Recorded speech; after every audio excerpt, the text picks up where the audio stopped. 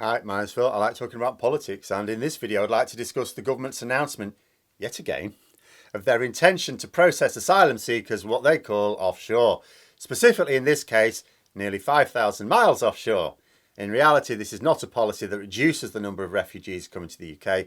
It is a combination of distraction and grift, a way to waste more public money in the middle of a cost of living crisis. But first, if you'd like to be notified of daily news and politics, please subscribe to the channel and click the bell notification icon. So let's get the first thing out the way. Asylum seekers are not illegal immigrants.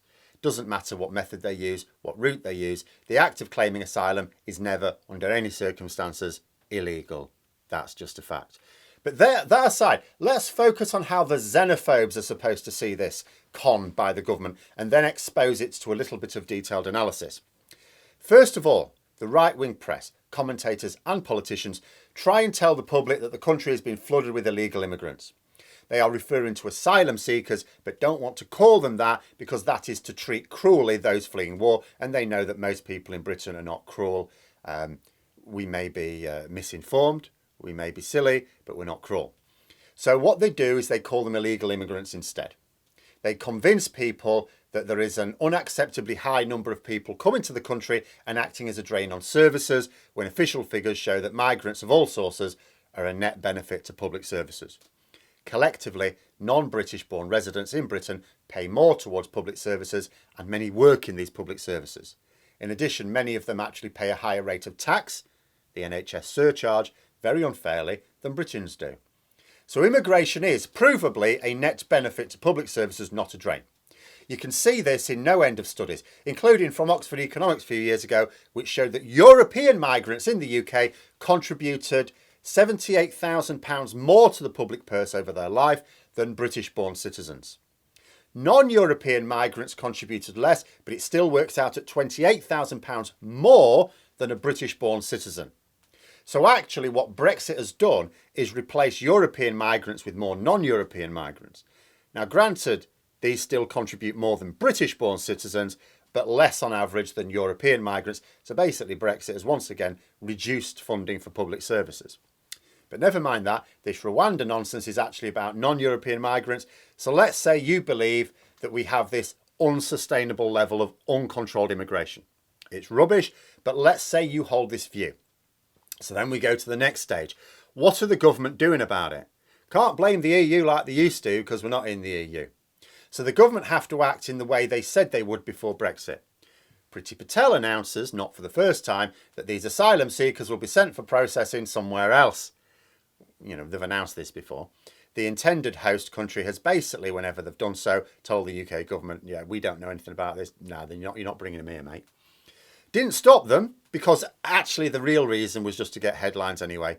The press would happily report the government policy to distract them from some negative story about the way things are going to shit in the country, and that would be that. Didn't matter that Algeria had said, no, you're not bringing them here.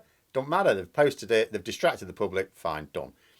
But now it seems we're going to be paying Rwanda enough money to go along with this nonsense. No, remember who you are now. You are someone who thinks that there's too much uncontrolled immigration and you want to put an end to it. The government say they will send them to Rwanda for processing.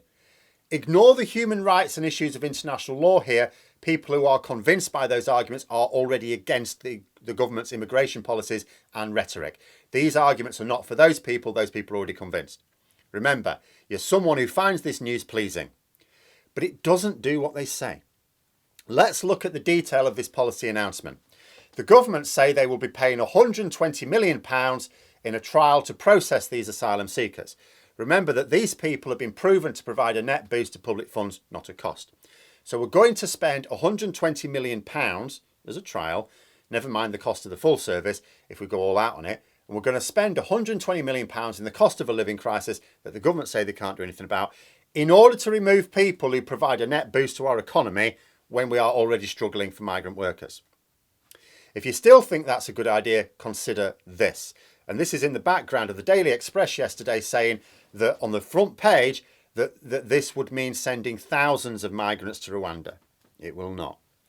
Australia had a similarly odd attitude towards immigration. In fact, it has a similarly odd attitude to immigration.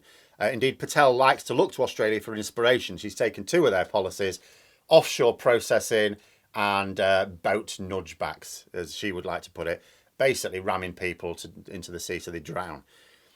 It was reported by Robert Shrimsley of the Financial Times that last year Australia did this. They spent £461 million, the equivalent, obviously they do it in Australian dollars, but the equivalent of £461 million doing something similar. Now, compare that £461 million that Australia spends to the £120 million we're spending on our trial.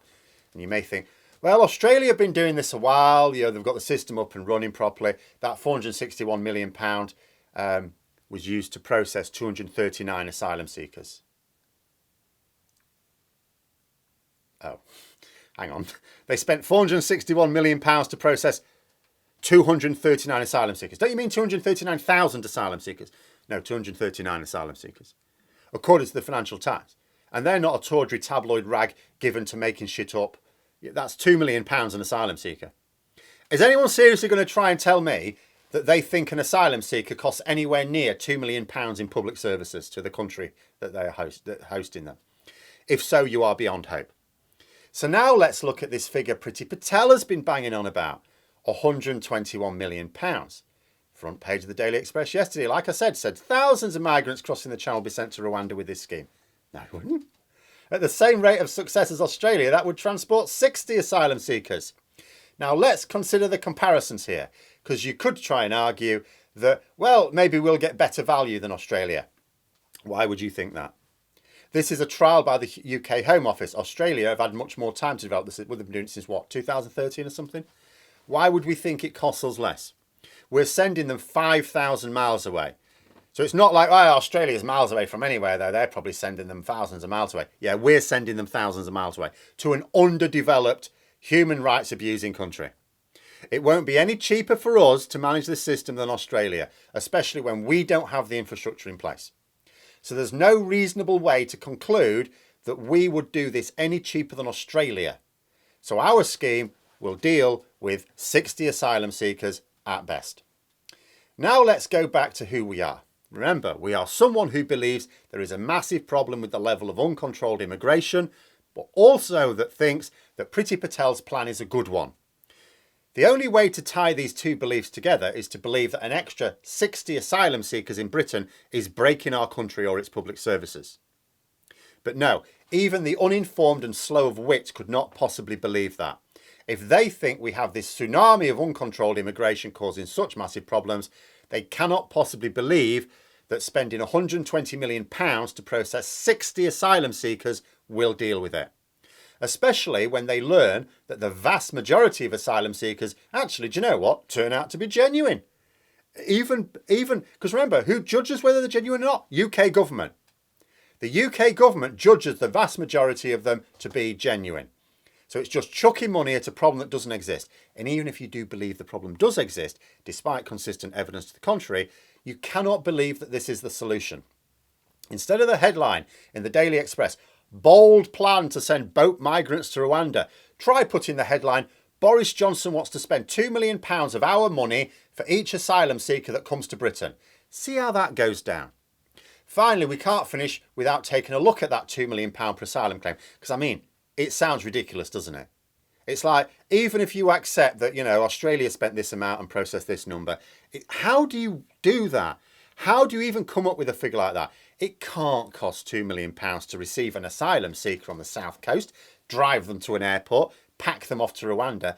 Not even if you gave them the poshest of biscuits on the flight could it cost that much. Even given that they'd need staff in Rwanda to carry out the processing, the reason, of course, is that they will need to factor in two major forms of corruption into the figure. First of all, they will outsource the job of transporting the asylum seekers. This does two things for the Home Office. First, it means being able to throw a lot of public money at Tory donors, which means they'll donate more to the Conservative Party.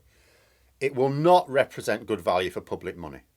Second, when there are laws broken over the treatment of these asylum seekers, and the whole concept is illegal, bear in mind, the Home Office, if cornered, will have to blame mistakes on the part of the private company, not their own department. Oh yeah, this doesn't seem right, we'll look into it. They've done it before. They do it so often. Second, there's the corruption at the other end in Rwanda. Bear in mind, sensible countries have told the UK government to piss off with its plans. This included Rwanda itself at one point. So a hefty chunk of this £120 million, and whatever other funds follow it, will of course be bribes for officials and politicians in Rwanda, the people who need to make it happen. To say that it would cost a fraction of this money to simply build a suitable facility in Britain, staff it with British workers, process them here, all in accordance with the law, should be obvious. It would also create jobs here as well.